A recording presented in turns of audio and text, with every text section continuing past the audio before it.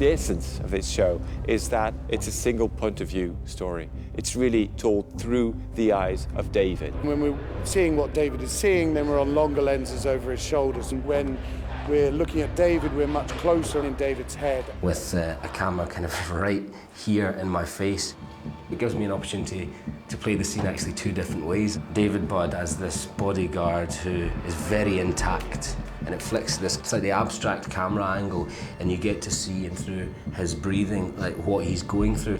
What makes it real, true, is if we go through David's emotions. You get to have these moments where you're alone with David, where no one else is in the room with him, and that's where you see him breaking and that mask slip. He has a personal agenda and a professional agenda. We are questioning as an audience where we think his loyalties lie. Richard is a very thorough actor. Just in terms of portraying all the layers, the vulnerability of the character, but also the strength. You know, he's just brought an immense amount of talent to the role. Please, please! The level of intensity that he has sustained throughout the job, pretty traumatic situations, and he's right on it. He's absolutely brilliant in this. You all right? There was a big bang. And action. We're trying to make it as cinematic as we can. We want a lot of movement all the time. Cranes, jibs, dollies and tracks, and then a lot of steady cam as well. Welcome, Home Secretary. Thank you. It's all about blurriness and shadows and things that you can guess. Maybe you've seen it, oh, maybe not. It's reproducing that thing Jed does with the audience. It's like playing cat and mouse. It's about observing, and it's about the way we're observed. I think any film shoot in central London now is very challenging, particularly in a city that's rightly sensitive to potential terror threats. If you're staging fictional ones, you have to be really careful about how you do that.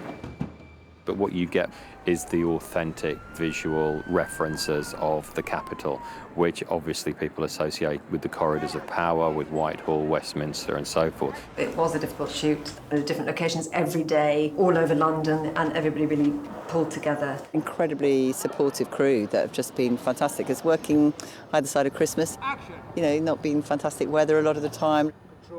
And we got to the 1,000th clapperboard. Everyone got in, the whole crew, and we did it, but it's actually still a take. So there's a kind of great outtake, everyone going and panicking, and everyone having to run, and me kind of running out and sitting, and everyone kind of going by me going, hello, yes, great, very good take, and action. And then we go into the scene. I loved working with Richard. I could not have loved it more. He's brilliant at his job. He takes it very seriously, but at the same time, we had a laugh.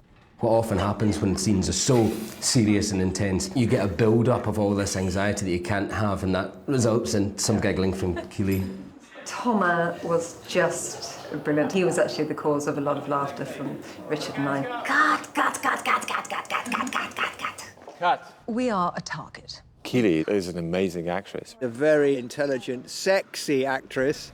And obviously, having had experience of working with Keely on Line of Duty, I know how much she can bring. But I think that this was really exciting because it's something that we haven't seen Keely do. I'm afraid I can't disclose any specifics. She's very commanding in this, but she's also quite a lonely figure, that she's vulnerable. And also the relationship with David Budd has got layers and develops over the course of the series. One of my favourite scenes to shoot was the scene when we're in bed, and if it wasn't for our DOP, John Lee, being actually under the sheets with us, it would have been a very intimate moment. And I think that's where you get to see David Budd at his happiest and most vulnerable.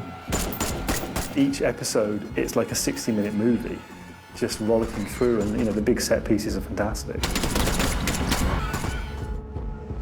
We have a really talented team of special effects and visual effects people who just help us use the magic of filmmaking to create explosions and crashes and other action sequences and stunts. You get a truck that blows up, CG exploding glass, small children reacting to this explosion.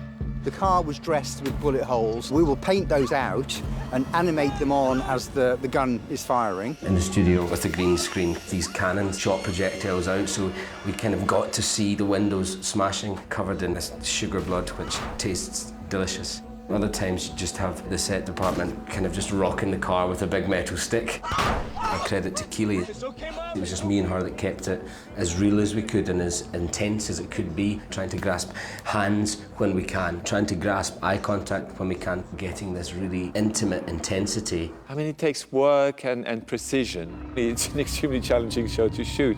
Days like when we do the explosion are actually just kind of great fun for me. Get rigged up in this mad harness. These three big guys yank me really hard and I fly back. Keely was shot reacting to an explosion that wasn't there. We then put elements of the explosion over her. It's the second time we've killed her, yeah. And, you know, Line of Duty, we've set the bar high for unexpected reversals, but I think this probably tops them all. Together, we